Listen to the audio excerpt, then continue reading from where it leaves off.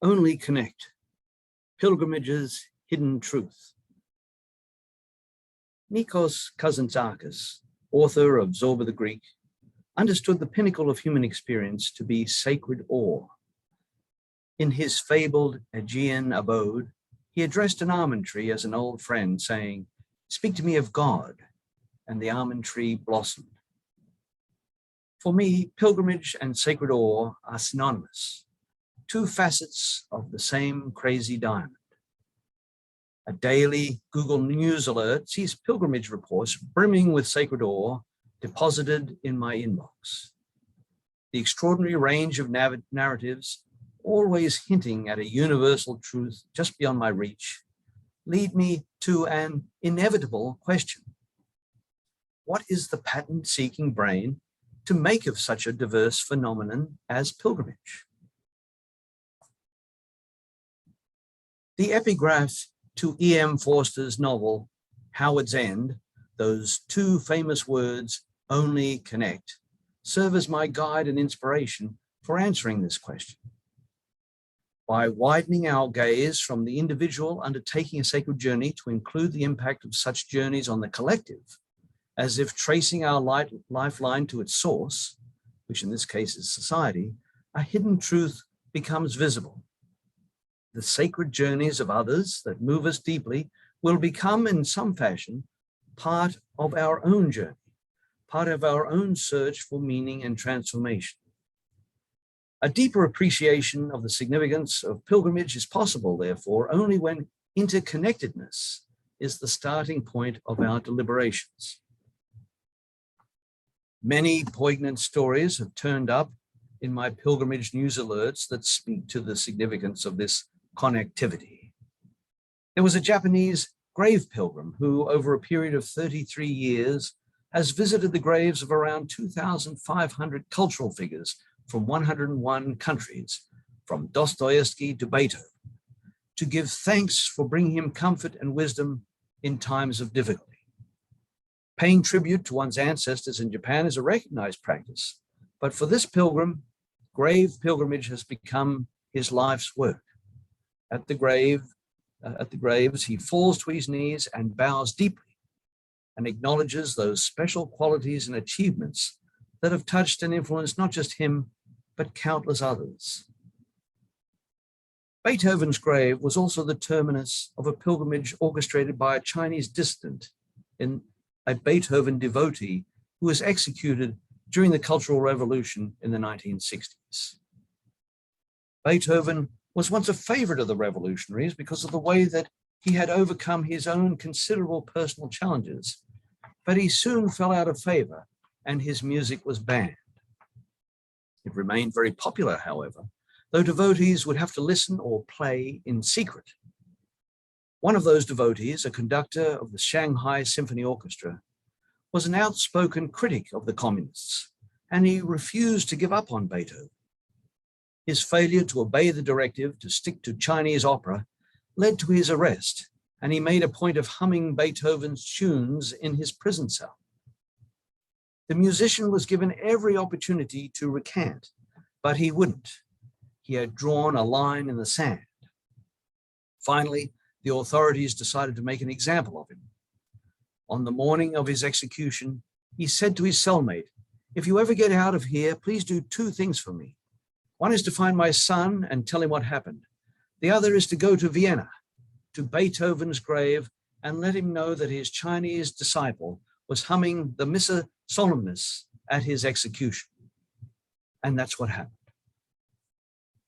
One more news release that moved me deeply was how survivors of Japan's 2011 tsunami make pilgrimages to the phone of the wind in an old white phone booth containing a worn-out rotary phone.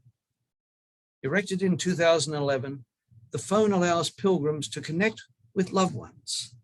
While the phone is unconnected, the pilgrims nevertheless pick up the phone and dial the number of their deceased family members and friends. The phone booth sits near a headland overlooking the shoreline where more than 20,000 people perished.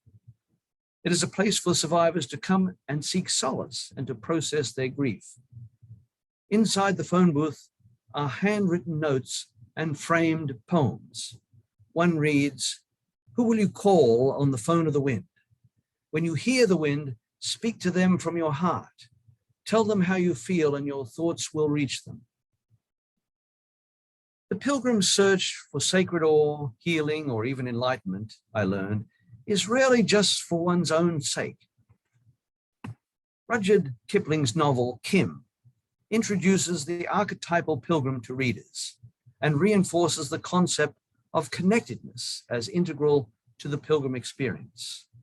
The Teshu Lama, who befriended the Irish orphan who was indistinguishable from the other street urchins of Lahore, had come from Tibet in search of the holy river that sprang from the arrow of the Buddha, which promises enlightenment and a release from the cycles of birth and death. The Lama didn't know where this place was, but he would know it when he got there. And it is through his friendship with young Kim that the journey along the Grand Trunk Road and beyond does eventually lead to that special place of healing and peace. In that decades-long journey in which the two are beset with all sorts of challenges, each needed the other to achieve their goals. Throughout the pages, a timeless wisdom shines through.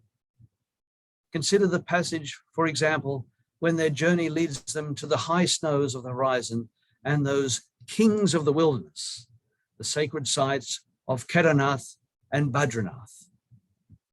Who seeks the hills seeks his mother, says the author.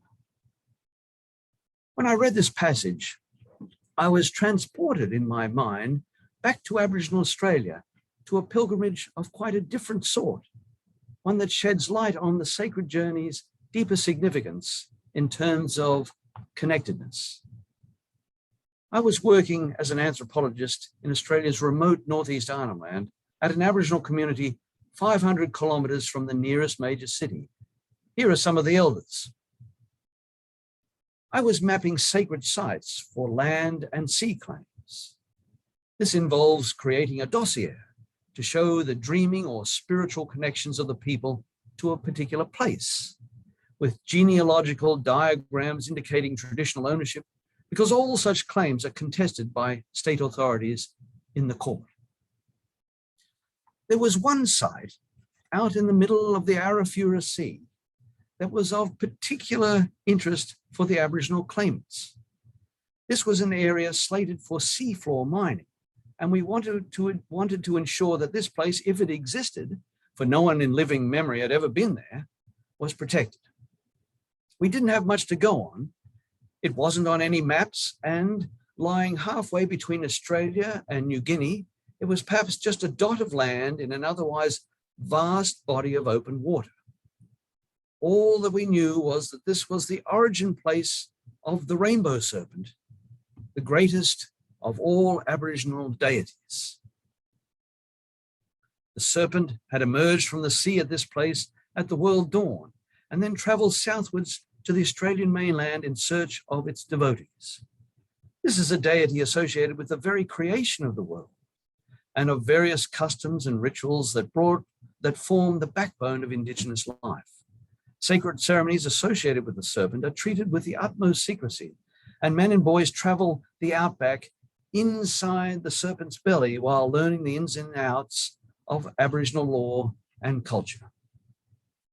Some of my colleagues referred to the rainbow serpent's origin site as the navel of the universe. Given the local protocols, only senior men could be engaged in such a journey, and so it was that early one morning during the dry season, we assembled at the airport, 30 elders and myself. We had decided to do an aerial reconnaissance, and based on the song lines, we had a general idea of where the sacred site lay. It was to the northeast, they said. There were elders from all the clan estates, from across the moieties and from the coastline to the deep interior of Arnhem Land. All were related to the serpent through sacred ancestral ties, and all had been initiated into its timeless laws. The men dressed as if going to church, and some must have borrowed special clothes for the occasion. They wore shorts with long socks, or trousers with long-sleeve shirts and ties. Many carried their clapsticks or bilma with them, and a few brought their didgeridoos along as well. Some even wore ceremonial paint on their foreheads. Why? Because they were going to see their God. Now, in the years leading up to this trip, many in the community had started to downplay the place of the serpent in their belief systems, especially as missionaries had linked the serpent's secret and often deadly rituals to the snake in the Garden of Eden. But these elders, many of whom had grown up before the coming of missionaries, liked to keep their options open on the nature of this deity. Their ancestors believed that the serpent was all-powerful and associated with everything from the changing seasons to circumcision and marriage rites and so on. That's not easily swept away even by a powerful book like the Bible, which they all deeply respected. There were too many of us for the chartered plane, and so we had to divide into two groups, with the second batch to depart immediately after our return. And so it was that we headed off. I was in the first plane. As directed by elders, the pilots took us northeast from the coast of Australia. See trajectory B on this map. And the pilots were constantly checking their radar for low-lying reefs, which might be associated with the dreaming site. We were all scanning the open waters beneath us, but after nearly an hour flying quite low across the Arafura Sea, there was nothing.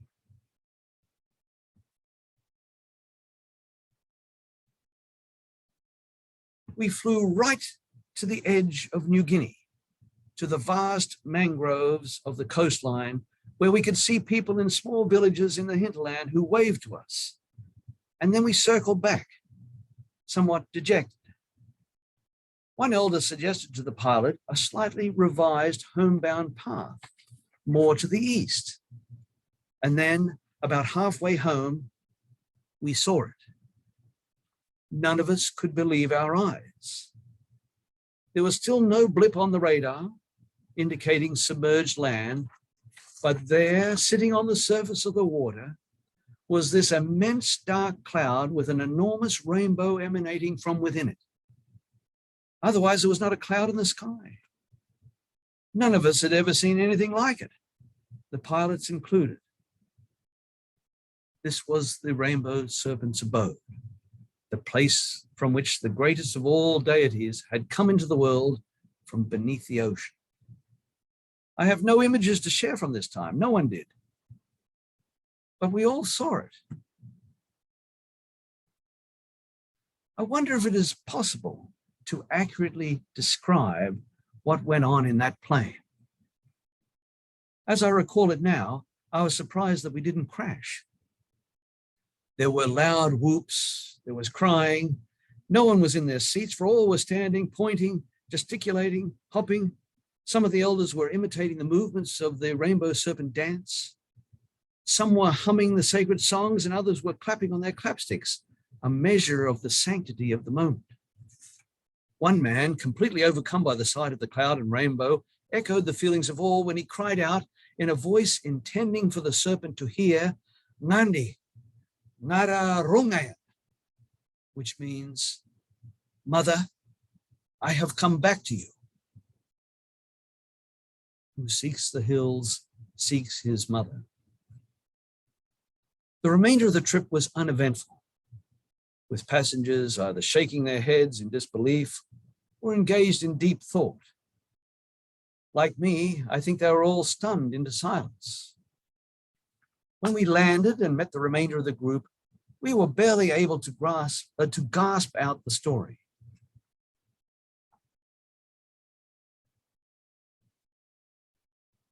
They were eager to see for themselves and took off immediately. And while the pilots directed the plane straight for the place we had just been half an hour before, there was no cloud on the water and no rainbow, just clear blue skies and the endless Arafura horizon. We had snuck up on the serpent, and he wouldn't let that happen again. We diligently marked our survey map with the sight of the cloud and rainbow, but we knew that there was nothing there. This place exists only in our imagination, in timeless stories of creation that have animated generations of Aboriginal people since the world dawned. We saw it for ourselves, though, and that was the message that shot through the entire Aboriginal community. The serpent was real. Its law was real. Its mandate for how life was to be lived was reinvigorated. For most of the Aboriginal people in that community, the pilgrimage of the elders became their pilgrimage. The opinions and judgments of the elders were respected, so the lay folk did not need to go and see for themselves. It was their job to keep the serpent's rituals alive in the community for another generation. Their job to prepare their children for initiation into this timeless law. The pilgrimage of the few would keep the rainbow serpent culture alive for literally thousands of others. Those who saw the serpent's abode experienced sacred awe. I know that I did. Those who heard the story did so as well, just as those who perform the ceremony do. Like when they paint themselves in the red ochre from head to foot, which is symbolic of the blood of the ancestors swallowed by the serpent. For those who see the ceremony performed, as I have done, there is also sacred awe. For those who are shown in ritual settings, the rock art or bark paintings linked to the serpent, they will also experience sacred awe, as will young kids who are told of the serpent's epic travels around a campfire at night. And for those whose personal names reflect some aspect of the serpent, its appearance, temperament, powers, and so on, this was a validation of their special place in the order of things. And they could reflect with pride on the amazing forces that brought life into being in the very first instance. The journey of the elders had become part of their journey, one more avenue for experiencing the numinous and coming to terms with the great mysteries of life. Conclusion. While upwards of 400 million people go on pilgrimage each year, this has always been a small number in terms of the impact of these journeys. Those who write a book about their sacred journey, and I've seen many examples in my pilgrimage news alerts, can potentially influence countless others who may or may not have the opportunity to travel themselves. We need pilgrims out there on the trail, walking as if for ourselves, in order to bring back to us those insights and lessons, their experiences of sacred awe, to guide us in our own search for meaning, belonging, and transformation. The story of the phone of the wind, for example, has echoed around the world, and the heartfelt confessions of pilgrims seeking connections with the dead has inspired others to find new avenues for dealing with their trauma through pilgrimage. North Carolina now has its own white phone booth, and in Europe, several others are planned. The pilgrimage to the grave of Beethoven, a story born of both tragedy and devotion, stimulates feelings of sympathies and pathos. To have undertaken that journey and spoken the requested words at the tomb of the composer is one of those episodes in history that speaks to me of the arc of the moral universe, ever bending towards justice for all humankind. The vignettes that I have shared, and there are so many more that I could draw upon, inspire a range of responses in the reader, from sheer wonder to tears of both joy or sadness. But they are all just pieces of the puzzle, part of what we might call the pilgrimage conundrum. They are signposts leading us ultimately to that same river where the arrow of the Buddha landed and where enlightenment can be found. The Teshu Lama did not know where that was, but one thing was clear: he could not get there, or did not want to get there, without his young friend. These journeys in search of sacred awe are part of a much learned journey in which every living person is potentially implicated through the various degrees of separation in ways known and unknown to the very limits of our imagination. Thank you.